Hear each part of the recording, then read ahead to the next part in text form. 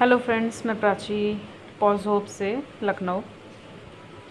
कुछ दिन पहले हमारे पास एक कॉल आई थी एक बच्चे के लिए जिसके बहुत बड़ा ट्यूमर था पेट में, और ये बच्ची फीड कराती थी कुछ बच्चों को भी, क्योंकि इसने अभी रिसेंट उनको बर्थ किया था।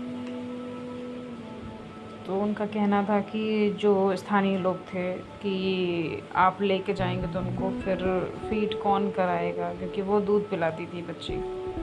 अभी देखा गया तो फिर लैक्टिक भी थी, बच्चे भी छोटे थे।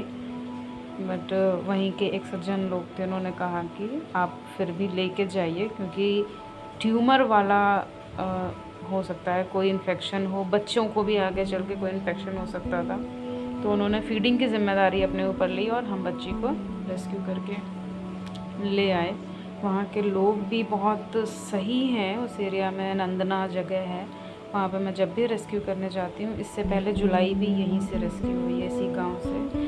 गांव इतना ज़्यादा नीट एंड क्लीन रहता है, इतना शांति रहती है वहाँ पे, और जानवरों को लेके तो इस गांव में बहुत सपोर्टिव लोग हैं। मुझे तो ये लगता है कि काश ऐसे लोग हर जगह होते तो जानवरों का रहना कितना ज़्यादा आसान होता। मैं जब मैं बच्चे को लेकर जा रही थी बांध के, तो उन्होंने भी वीडियो बनाई और वो बार बार मुझे प्रेशराइज़ कर रहे थे कि आप बच्ची को देकर जाएंगी ना, जबकि ये बच्ची रोड पे रहती थी। फिर मैं वहाँ से लेके निकली इसको डॉक्टर के पास, क्योंकि स्कूटी ही है हमारे पास और तो कोई साधन नहीं है। तो स्कूटी से हम लोग डॉक्टर के पास इसको तुरंत लेके गए। डॉक्टर ने बताया कि इसकी सर्जरी हो जाएगी, ऐसा कोई इशू नहीं है, जैसे कि कीमो वगैरह करना होता है तो वो नहीं होगा, क्योंकि ये मसल्स से एक्सट्रैक्ट है, बाहर की तरफ है, मसल में नहीं है।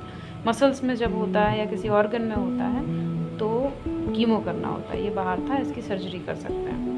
मैंने उसको वहीं पे थोड़ी देर छोड़ा। देन हमें थोड़ा सा परचेजिंग के लिए, शेल्टर की परचेजिंग के लिए जाना था। बच्ची बहुत शांत थी, फिर भी हमने मज़ल लगा दिया, क्योंकि हमें जान रही थी या हमने खाना दिया था तो हो सकता है हमें वाइट ना कर रही हो, सर्जरी के टाइम पे कुछ हो जाए। देन सर्जरी हो गई, फिर हम लोग वापस लौटे बच्ची को लेने के लिए। बच्ची तब भी बहुत शांत थी, बहुत ही ज़्यादा, ना कोई एग्रेशन नहीं, पेन भी हो रहा हो तो भी कोई दिक्कत नहीं कर रही थी। तो उसके बाद थोड़ा सा ऑपरेशन के बाद बच्ची को दिखाया मैंने डॉक्टर को कि क्या क्या होना है। फिर उन्होंने मुझे दिखाया कि जो ट्यूमर निकला था वो कैसा था। ये कट किया हुआ ट्यूमर, मैंने उसको टच करके भी देखा। जब बॉडी में था तो इतना हार्ड था, जब एकदम निकल गया, ब्लड उसका सप्लाई ख़त्म हो गया तो इतना लूज़ हो गया, कुछ कहने को नहीं। देन फिर उसकी ट्रीटमेंट की दवाइयाँ और उसका खाना वगैरह हम लोगों ने दिया, जिसका टोटल कॉस्ट हुआ था, अभी 2000 मैंने दिए हैं, 1400 रुपये और मुझे देने हैं विद सर्जरी एंड दवाइयों का। तो 1400 रुपये मुझे अभी देने हैं, तो प्लीज़ आप लोग सपोर्ट कीजिएगा ताकि मैं उनका ड्यू पेमेंट कर सकूं। दैन मैं बच्चे को वापस ले आई शेल्टर पे। स्कूटी पे भी बहुत अच्छी थी बच्ची, कोई भी ऐसा नहीं लग रहा था जैसे फ़र्स्ट टाइम वो मेरे साथ हो, इतनी सीधी थी। शेल्टर आने के बाद उनकी ड्रेसिंग वगैरह, एक इंजेक्शन बताए हैं डॉक्टर ने, एक पेन की टैबलेट है, और एक सिरप है जिससे इनको भूख वगैरह लगती रहेगी। तो मुझे बिल्कुल भी नहीं लग रहा था कि मैं इसके साथ फ़र्स्ट टाइम हैंडल कर रही हूँ इसे, ये बहुत अच्छे से जान रही है। बस सबके साथ पहली बार मैंने इसको केज में रखा था, ताकि मुझे ये लगे कि, मुझे ये लग रहा था कि शायद लड़ाई ना कर दे ये किसी से या कोई और इससे, क्योंकि इसके टाँके लगे हुए हैं। बट थोड़ी देर मैंने जब मैं शेल्टर पे ही थी तो मैंने थोड़ी देर इसको खोला और चेंज कर दिया, बट इसका कोई ऐसा रिस्पॉन्स नहीं कि किसी से लड़े या झगड़े।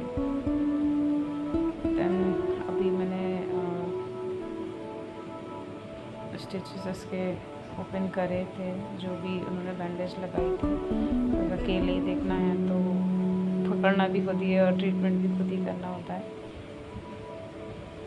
उसको पकड़ के मैं इसकी ड्रेसिंग कर रही थी। स्टिचेस काफ़ी हील हो चुके हैं, तो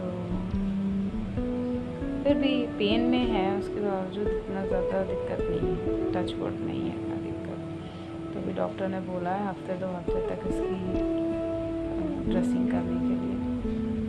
अभी जो डॉक्टर ने बैंडेज लगा के दी थी मुझे, वो बैंडेज मैंने पता करी थी, वो 600 रुपये की आ रही है, बट वो बहुत ज़्यादा आ रही है और उतनी ज़रूरत मुझे है नहीं वैसे।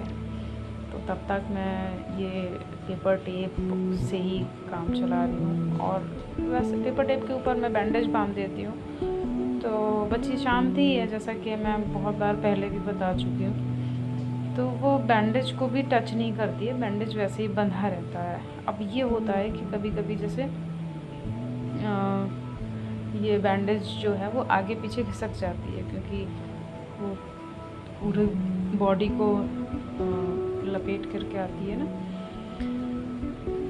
तो आप खुद ही देखिए कि कितनी ईज़िली वो खड़े होके ड्रेसिंग करवा रही है और कोई दिक्कत नहीं हो रही है। बस प्रॉब्लम ये होती है कि वो वाली जो डॉक्टर ने लगा के दी थी बैंडेज, वो काफ़ी अच्छे से लग जाती है, और इसको लगाने में थोड़ी सी दिक्कत होती है, क्योंकि हेयर्स की वजह से ये टेप चिपकता नहीं है ज़्यादा देर। होप सो खुली रहे चोट थोड़ी देर, क्योंकि बच्ची दिक्कत तो कर नहीं रही है अपनी चोट में, ना लिक कर रही है, ना टचवुड पंजा वगैरह मार रही है।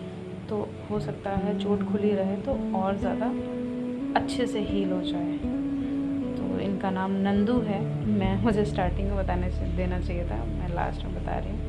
नंदू बहुत सीधी हैं, बस जल्दी से ठीक हो जाएं और अपने बच्चों के पास जाएं, दोबारा से फीडिंग कराएं अपने बच्चों को और एक हेल्दी लाइफ जिएं। बस हम लोगों की यही कामना है। Thank you.